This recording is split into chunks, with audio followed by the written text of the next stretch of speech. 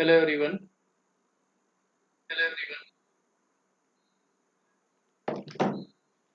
So today we are going to have the another problem solving session on organic chemistry in biology and drug development. So we'll be taking some problems and solving them.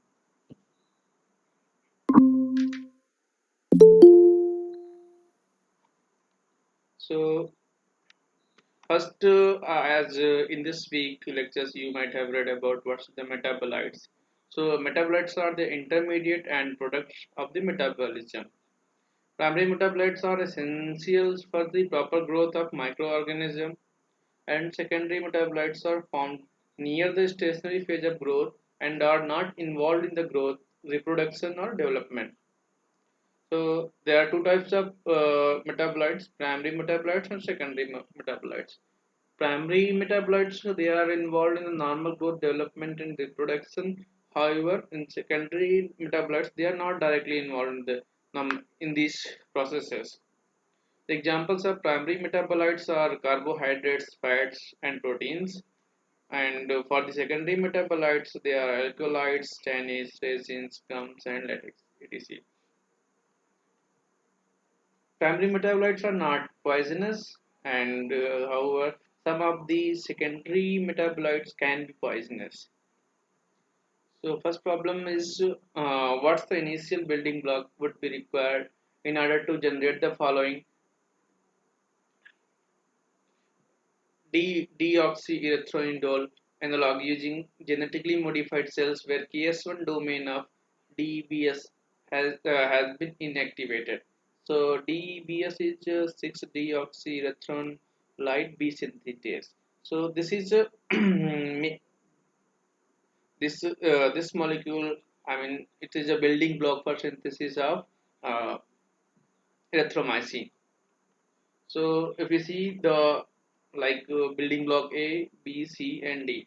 So by inactivating the KS1 domain of this deoxyerythroindole B synthetase enzyme, it is possible to provide a cell with unnatural substrate corresponding to diketide that will be accepted by enzymes and converted to a microcyclic analog. So option A is correct. So first building block can be used. So if you see here the multiple processes involved for synthesis of erythromycin and this deoxy de, deoxyerythronolide B is a primary metabolite for synthesis of erythromycin. So another question is which enzyme catalyzes the saturation of double bond in polyketide biosynthesis? So first we should know what's the polyketides. Polyketides are a large group of secondary metabolites which either contains alternating carbonyl and methylene groups or are involved for precursors which contain such alternating groups. Many polyketides have antimicrobial and immunosuppressive properties. So here they are asking that for the which enzyme catalyzes saturation of double bond polyketide biosynthesis. When the polyketide is getting synthesized, so what which enzyme is involved for the saturation? So means there are keto reductase, synthase, dehydrogenase, enol reductase. Enol reductase catalyze the saturation. Enol reductase catalyze the saturation of double bond with NADPH, acting as a coenzyme for the reduction. So let's say if we have a alpha beta unsaturated system like this, if a alpha beta unsaturated system and you enol reductase can reduce the double bond and provide the saturation to the for the polyketide biosynthesis. So like polyketide biosynthesis involved it start with the acetoacetyl coenzyme. It will form this multiple ketones with the methylene groups can be synthesized by various processes. Another question we have, like the reaction involved in linking the building blocks of the polyketide pathways is similar to a reaction that is commonly carried out in organic synthesis. What is the name of the reaction? Decarboxylation, Claisen condensation, Perkin reactions, Michael reactions. So linking on the building blocks of polyketides.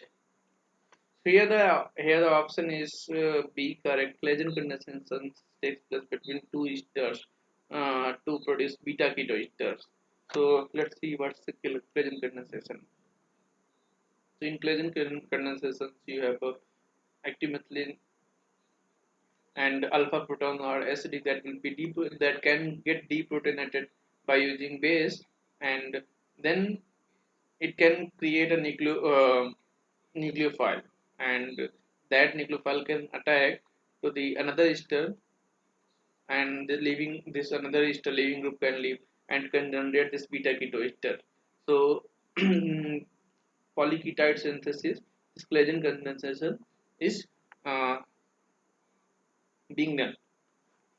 Another question is the structure of modified erythromycin derivative A is shown. Which one of the following statement regarding the biosynthesis of A is correct? The starter and extender units are acyl coenzyme and malonyl coenzyme respectively. The starter and extender units are acyl coenzymes and methyl malonyl coenzyme respectively. The starter and extender units of methyl menoyl coenzyme acetyl and acetyl coenzyme respectively.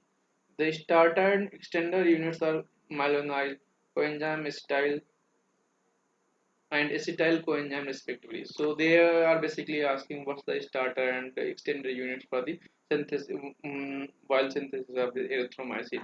So last I have shown you here. So this is the starter unit of for the synthesis of um, erythromycin A, and this methyl malonyl coenzyme is the extender unit. So this option will be correct. B option will be correct. Okay, so acetyl coenzyme is a starter unit, and methyl malonyl coenzyme is the extender unit.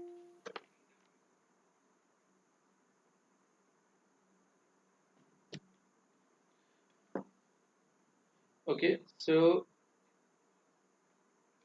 next the enzyme functions present in the second domain for the biosynthesis of A is, so second means when the synthesis of biosynthesis of erythromycin A is going on, so what's the function are present of the enzyme at the second domain. So again this is question from the same synthesis of erythromycin. So they are asking at the second module what's the function are present. So what's the enzyme function like ES, AT, KR, ACP. These function, what's the order of that? So they are asking that. So here the actions occurring in the second domain are like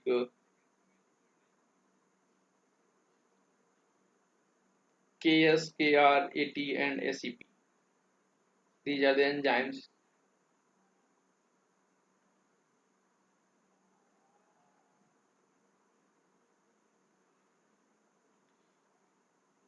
Okay, so next is which of the following statement regarding mechanism of action of adenosine uh, is incorrect.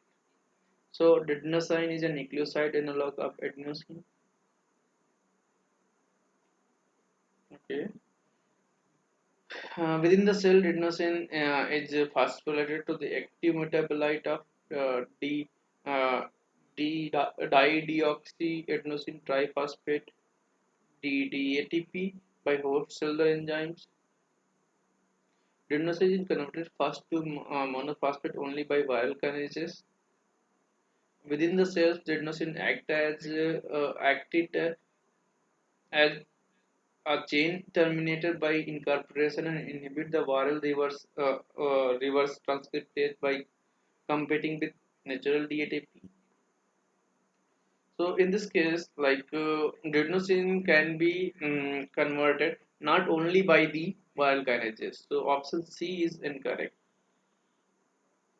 So adenosine is used along with the other medications to treat human immunodeficiency virus, HIV virus infections.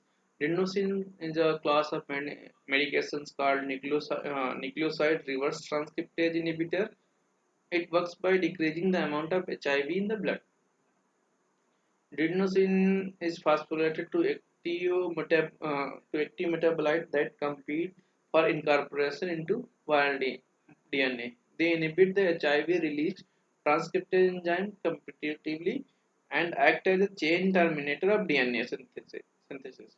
Adenosine is an effective organism against HIV, effective against HIV and usually used in combination with other antiviral therapy.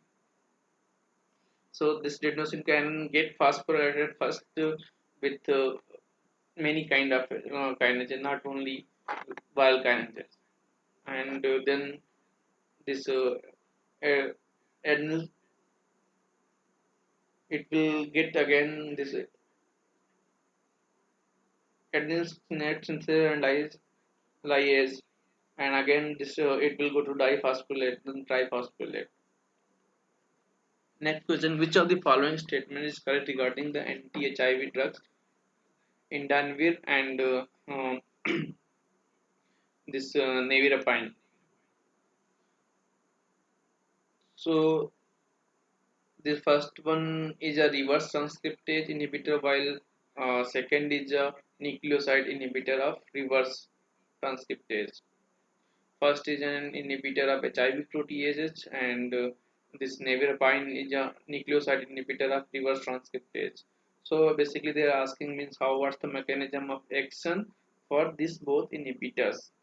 So Indiana were act through the competitive inhibition mechanism. The medication binds the active catalytic site of HIV protease. This nevirapine is a non-nucleoside reverse transcriptase inhibitor of HIV. So option C is correct. So Indinavir act through the competitive inhibitor mechanism, and the medication bind to the active catalytic site of HIV protease, inhibiting the enzyme's ability to cleave polypeptide into active infectious proteins. And here the structure of this indinavir.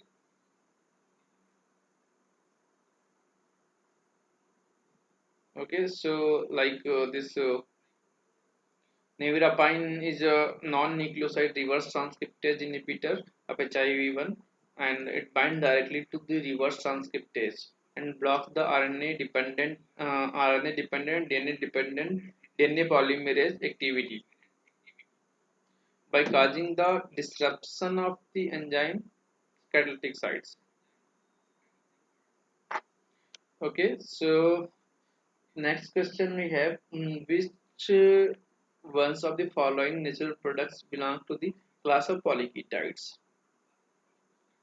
So like they are asking which of the structures belong to the polyketides, which helps multiple ketones separated by methylene, whether they further got lactamized or not. So we need to identify um, out of four which one are polyketides. So if you see, the second one is a polyketide. So it belongs to the polyketides. Means after multiple cyclization, it will lead to the formation of the second compound with the acetyl coenzyme. And another third one also belongs to the polyketides.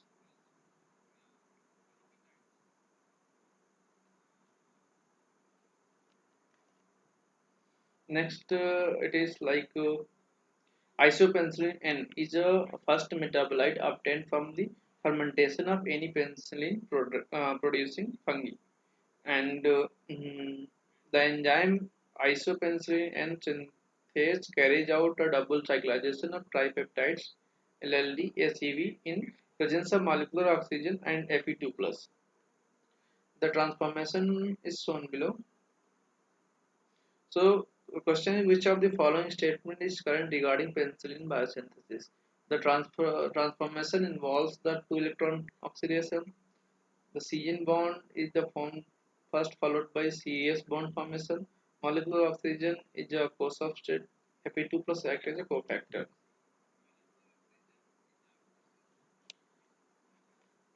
Okay, so in this transformation, four hydrogen atoms are removed, and it means that uh, it involves four electron oxidation.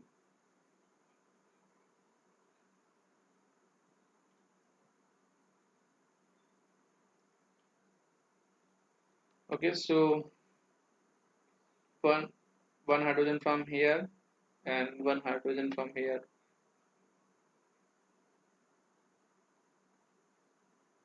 one hydrogen from this sulfur, and one from the nitrogen. So all the four hydrogen are removed, so it means it involves four electron oxidation. One of the product from the incubation the following tripeptide Y with IPNS under usual conditions, it will lead to the cyclization.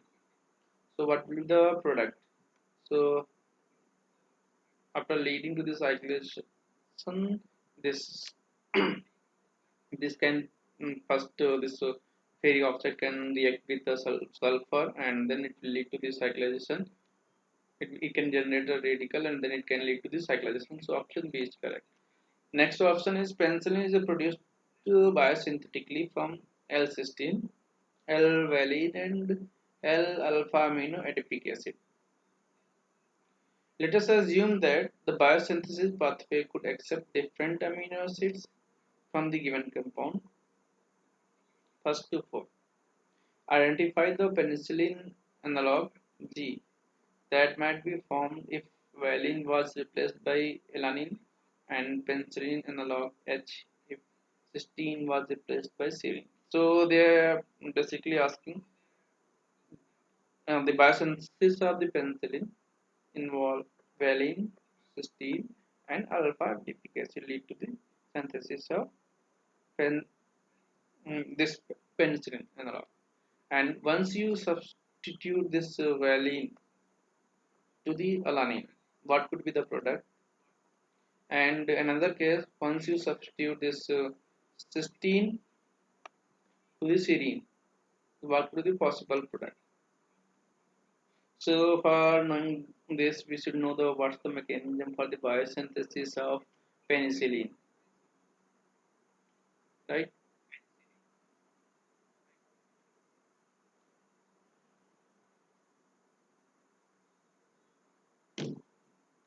So biosynthesis of penicillin,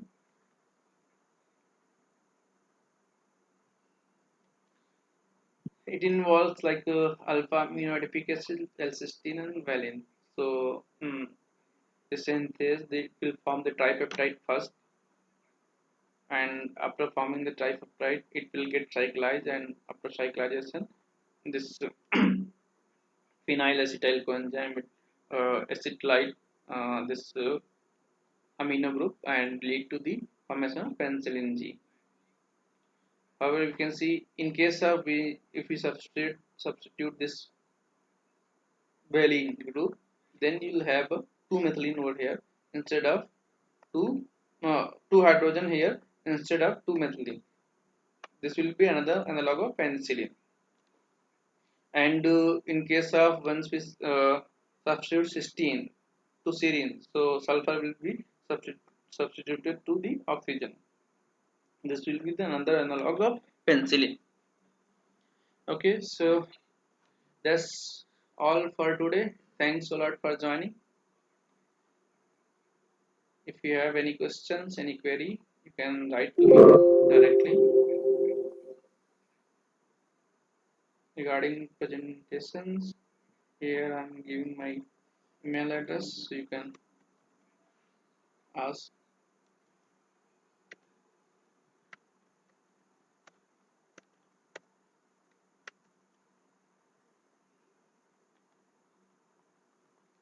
Okay, thanks a lot for joining.